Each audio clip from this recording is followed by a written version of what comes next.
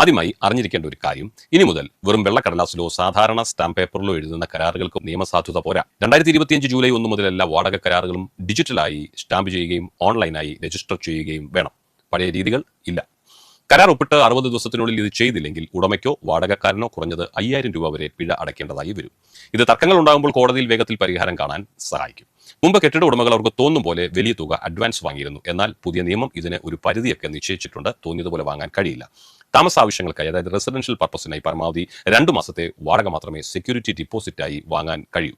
വാണിജ്യ ആവശ്യങ്ങൾക്കായി, അതായത് കൊമേഴ്ഷ്യൽ പർപ്പസിലെ കടമുറികൾക്കും ഓഫീസുകൾക്കും പരമാവധി 6 മാസത്തെ വാടകയെ ഡിപ്പോസിറ്റായി ഈടാക്കാൻ പാടുള്ളൂ. വാടകക്കാരൻ കെട്ടിടം ഒഴിയുന്ന ദിവസം തന്നെ എന്തെങ്കിലും ന്യായമായ കുറവുകളുണ്ടെങ്കിൽ അത് കഴിച്ച് ബാക്കി തുക ഉടമ അപ്പോൾ തന്നെ നൽകണം. നിങ്ങൾ നിങ്ങളുടെ കെട്ടിടം ഒരു ബാങ്കിനോ IT കമ്പനിക്കോ നൽകുകയാണെങ്കിൽ കരാറിൽ ചില പ്രത്യേക കാര്യങ്ങൾ ശ്രദ്ധിക്കണമെന്നാണ് ഓർമ്മിപ്പിക്കാനുള്ളത്. ഒന്നാമത് പാട്ടകാലാവധി സംബന്ധിച്ചാണ്. ഇത്തരം സ്ഥാപനങ്ങൾ സാധാരണ 3 മുതൽ 15 വർഷം വരെ ദീർഘകാലത്തേക്കാണ് കെട്ടിടം നിങ്ങളിൽ നിന്നും ഏറ്റെടുക്കുന്നത്. രണ്ടാമത്തേത് അറ്റകുറ്റപ്പണികൾ സംബന്ധിച്ചു. കെട്ടിടത്തിന്റെ അടിത്തറ, മേൽക്കൂര തുടങ്ങിയ പ്രധാന പണികൾ ഉടമയുടെ ബാധ്യതയാണ്. എന്നാൽ ഉള്ളിലെ ഇന്റീരിയർ പണികൾ കമ്പനികൾ അവരുടെ സ്വന്തം ചെലവിൽ ചെയ്യും. മൂന്നാമത് ടാക്സ് സംബന്ധിച്ചു. വാടക 2,40,000 രൂപയിൽ കൂടുതലാണെങ്കിൽ കമ്പനികൾ 10% TDS കുറച്ച് വാടക നിങ്ങൾക്ക് നൽകും. അതുകൊണ്ട് നികുതി കാര്യങ്ങൾ കരാറിൽ വളരെ വ്യക്തമായി എഴുതി വച്ചിരിക്കണം. പിന്നെ മറ്റൊരു കാര്യമുള്ളത്, ഇഷ്ടം പോലെ വാടക കൂട്ടാൻ ഇനി ഉടമകൾക്ക് കഴിയില്ല. ഒരു കരാർ കാലയളവിൽ 12 മാസം തികയാതെ വാടക കൂട്ടാൻ പാടില്ല.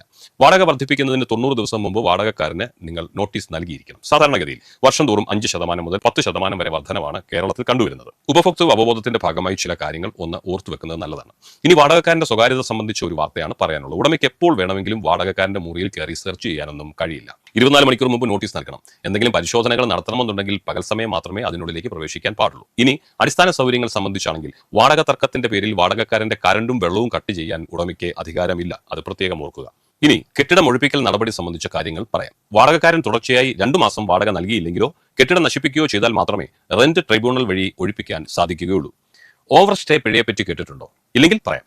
കരാർ കഴിഞ്ഞിട്ടും ഒഴിഞ്ഞു പോകാത്ത വാടകക്കാരനിൽ നിന്ന് ആദ്യ 2 മാസം ഇരട്ടി വാടകയും പിന്നീട് 4 ഇരട്ടി വാടകയും ഈടാക്കാൻ ഉടമയ്ക്ക് അവകാശമുണ്ട്. നിങ്ങൾ കരാർ തയ്യാറാക്കുമ്പോൾ താഴെ പറയുന്നവ ഉൾപ്പെടുത്തിയിട്ടുണ്ടെന്ന് ഉറപ്പുവരുത്തണം. ഉടമയുടെയും വാടകക്കാരന്റെയും ആധാർ, പാൻ വിവരങ്ങൾ, വാടകത്തുകയും ഡിപ്പോസിറ്റും, കറണ്ട് ബില്ലും വാട്ടർ ബില്ലും ആരടയ്ക്കണം എന്ന വ്യവസ്ഥ, അറ്റകുറ്റപ്പണികളുടെ ഉത്തരവാദിത്വം, നോട്ടീസ് പീരീഡ് സാധാരണ 1 മുതൽ 3 മാസം വരെ.